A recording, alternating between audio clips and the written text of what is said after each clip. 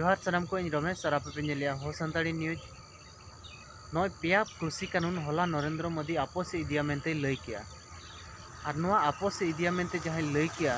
नोआ गे नोआ कथा को नेल ᱧᱟᱢᱚᱜ कना दो नरेंद्र मोदी प्रथम थर माने फर्स्ट टाइम दो तीना गन हर सामना रे आजा बहो ए लतार का बा अपर ठेन इकई कोय का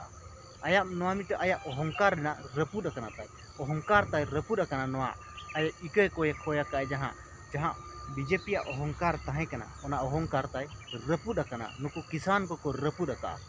द्वितीय कथा तो नोआ रिसेंटली यूपी रे और पंजाब रे जहां इलेक्शन मेना नोआ भितर रे नुकु टोला रे बोलो हो बांको दाड़िया कान ताहेन बीजेपी वाला टोला रे बोलो हो बांको बोलो हचुआ को कान ताहेन और प्रचार हम बाको प्रचार दाड़िया कान ताहेन ओना इदी कते नोआ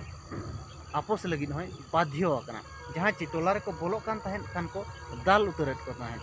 ओनाते टोला रे को बयान लेट को अब जहां लका टोला रे दरबार कते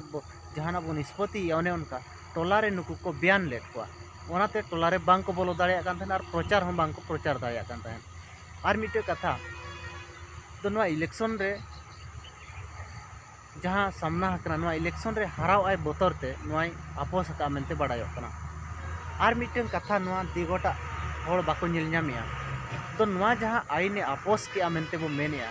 प्रकृत रे नोआ दो आपोस तो बाय आपोस कना आज मेनेया आपोस किंतु नोआ आईन ओका लकाते लागुया नोआ रेना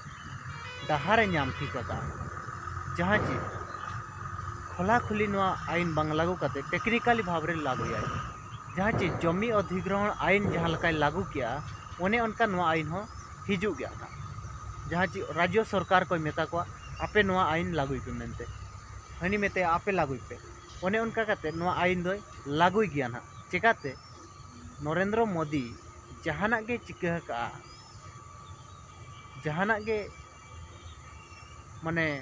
बांगे मेनका ओनागे करावा का जतो क्षेत्र रे और नुई कंपनी कोई खास हर कनाय और नुई कंपनी को फायदा लगी चलकारे बाय कमिया तो ओनाते नोआ जहां मेनेया तो आपोस ए मेनते नोआ आपोस तो बांगे नोआ जो लागू रेना टेक्निक तेरे बदल का और नोआ दो लागू गया ना नोआ दिगोते दो हर उन बाको नेल ᱧᱟᱢᱮया और नोआ खान दो आंदोलन हो बाय हुआ और मूवमेंट हो बाय हुआ